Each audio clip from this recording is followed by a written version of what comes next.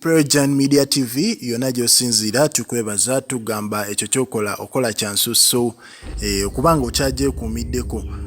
Omukyala amanyiddwa nga Rema Namakula kizuuliddwa nti Rema kyaddaaki ali lubuto.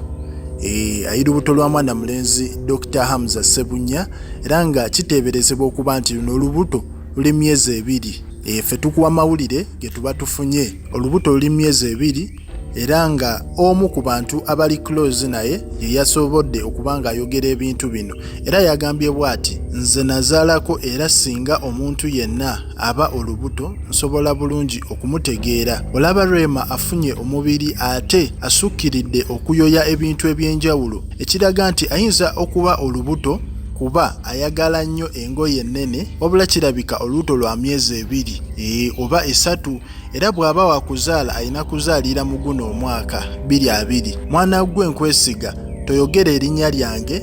Rema ayinza okunkyawa nebba kuba baagala nnyo ebintu byabwe nga byakyama. Oyo omu ku bantu abeera ne Rema yasobodde okubanga ayogera ebintu bino olw'ensonga nti konsaani yagirina eri Rema Namakula naye Kyovola yatidde okwatuukiriza erinnya lye nti bannamawulire bwe tugwa ku bintu nga bino tuba tulina obbireeta kubanga ffe twewaayo okwapudeetinga abantu baffe ebintu eby'enjawulo ebigenda mu maaso mu ggwanga. Kale kyonna kyekiri Rema congratulations era tukusabira lukule bulungi Mukama era akusseeko ekisa kye.